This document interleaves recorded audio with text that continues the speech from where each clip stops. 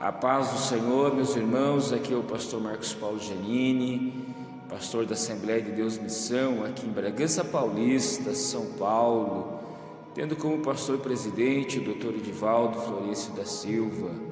Nós estaremos nesse momento gravando um áudio para a reflexão dos irmãos, momento que nós precisamos estar atentos à palavra de Deus, que é digna de toda aceitação, de toda honra, de toda glória e de todo louvor, que se encontra no segundo livro de Crônicas, capítulo 7, e versículo de número 14.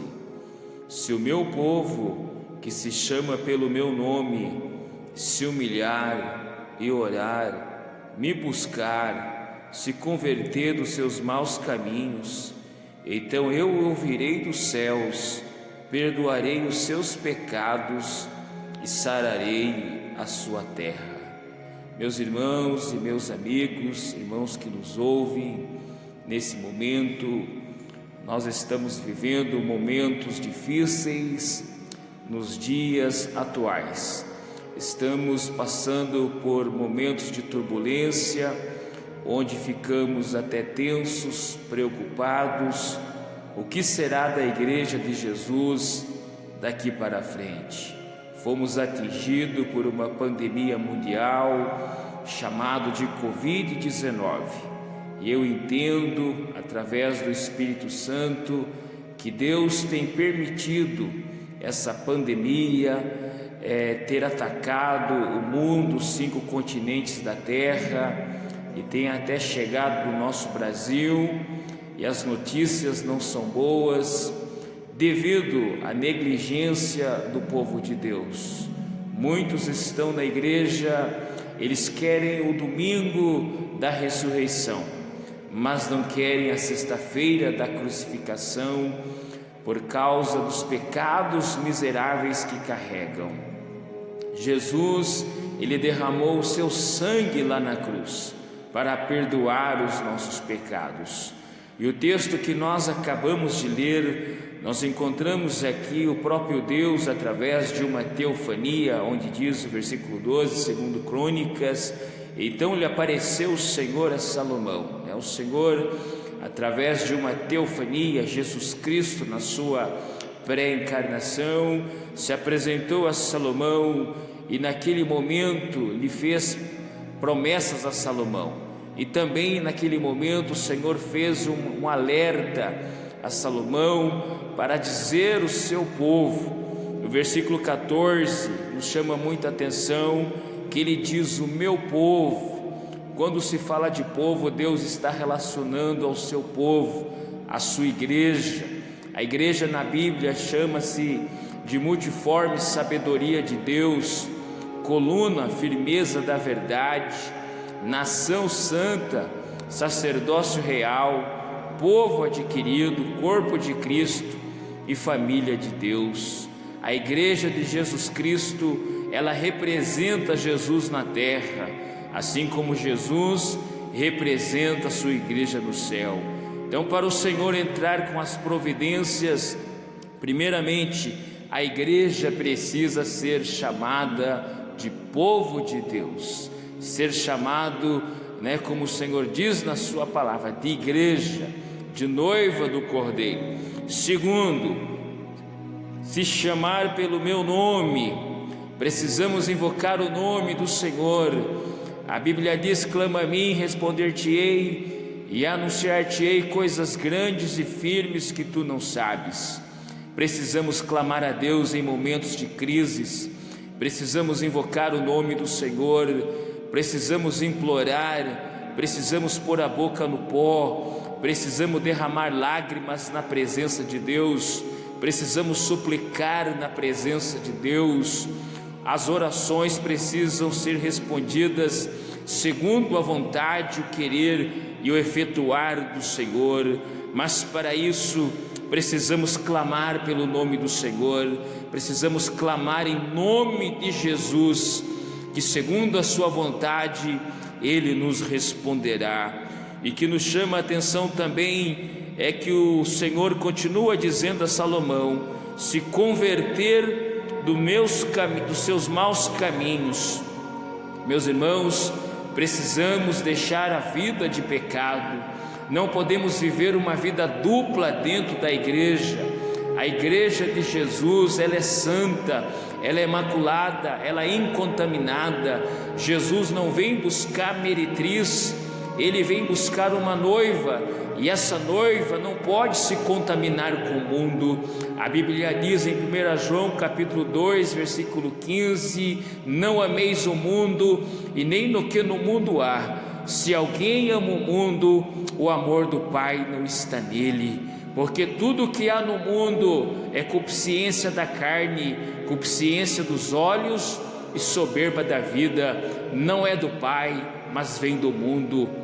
Meus irmãos, muitos irmãos estão com os corações voltados para o mundo, estão com os corações voltados para as coisas terrenas, e Jesus afirmou na sua palavra que nós precisamos ajuntar tesouros nos céus, onde nem a traça nem a ferrugem consomem, e nem os ladrões roubam e minam, porque aonde estiver o nosso tesouro, aí estará o vosso coração.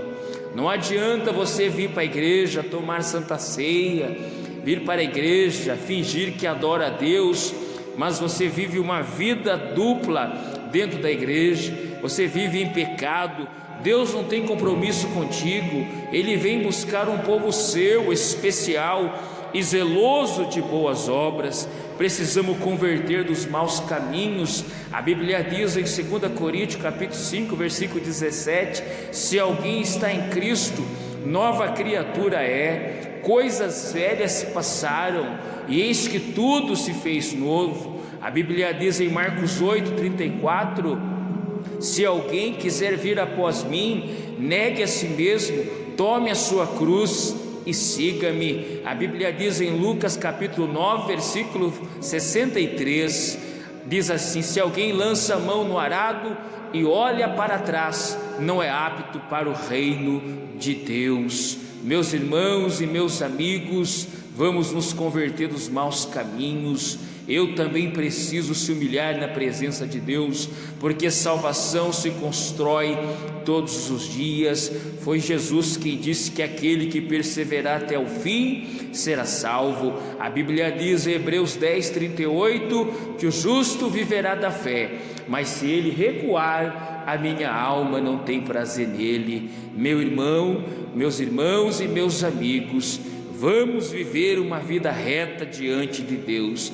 Deus está enviando juízo na humanidade, e você ainda não despertou, você ainda está cocheando em dois pensamentos. Se a Covid-19 chegar na tua vida, na tua casa, eu não sei para onde o Senhor levará você para a eternidade. Eu oro que o Senhor leve você para o céu, e que quando você chegar no céu, alguns irmãos que estejam lá, e os anjos chegam e aplaudam e digam: o céu ganhou mais um morador. É o meu desejo, é o meu pensamento, é a minha oração. Porém, isso está condicionado à sua vontade. Isso está condicionado se você tem um relacionamento com o Deus eterno, com o Deus criador dos céus e da terra. Depois diz: então eu ouvirei dos céus. Deus vai ouvir: perdoarei os seus pecados e sararei a sua terra. Está condicionado a vários fatores para Deus sarar essa terra. Está condicionado a várias coisas que precisam ser feitas nas igrejas. A igreja do Senhor precisa passar por uma reforma, porque muitos abandonaram o verdadeiro evangelho, o evangelho de Jesus, o evangelho dos apóstolos, mas mergulharam de cabeça no bojo doutrinário dos falsos teólogos americanos. Hoje tem evangelho para todos os tipos de gosto. Tem evangelho para pets, tem evangelho para homossexuais, tem evangelho para jovens, tem evangelho para todo tipo de pessoa, evangelho country, todo tipo de evangelho, o evangelho pragmático, o evangelho que não tem nada a ver com o evangelho de Jesus, e dos apóstolos. Eu não tenho nenhum compromisso com a placa da igreja, eu não tenho nenhum compromisso com os teólogos da modernidade. O meu compromisso é com a Escritura, e o bordão que eu carrego é o evangelho cristocêntrico, o evangelho ortodoxo, o evangelho dos apóstolos, o evangelho simples de Jesus. Hoje precisamos voltar para a era apostólica, porque a era apostólica só tinha uma mensagem: pregar Cristo como o único, suficiente Salvador e também o Messias prometido das Escrituras. Ocorriam alguns milagres, mas não eram muitos. A prioridade era a salvação de almas. Mas hoje muitos estão correndo atrás de milagres, muitos estão correndo atrás de prosperidade, correndo atrás de cura interior, cura positiva, maldição hereditária, mapeamento espiritual, correndo atrás de coisas que não tem nada a ver com a Escritura e com o evangelho ortodoxo. Porém eu, pastor Marcos Paulo Genini, o meu compromisso é com Jesus e com a sua palavra. O meu compromisso é com o evangelho de Jesus e com o evangelho dos apóstolos. Efésios 2:20 diz a Bíblia que a igreja, ela está edificada sobre o fundamento dos apóstolos e dos profetas, cuja pedra principal é Cristo. Meus irmãos, fora desse evangelho, fora desse segmento da palavra de Deus, não é o evangelho de Jesus. Paulo diz em Gálatas capítulo 1 versículo 9, que ainda que um anjo do céu descesse e pregasse um outro evangelho, que seja anátema. Paulo não temia nem a morte, chegou a desafiar a própria morte, mas tinha algo que Paulo tinha medo. 2 Coríntios capítulo 11 versículo 3: uma coisa temo, assim como a serpente enganou a Eva. Paulo tinha medo do engano da serpente. A serpente, que é Satanás, tem enganado muitos líderes espirituais, muitos pastores,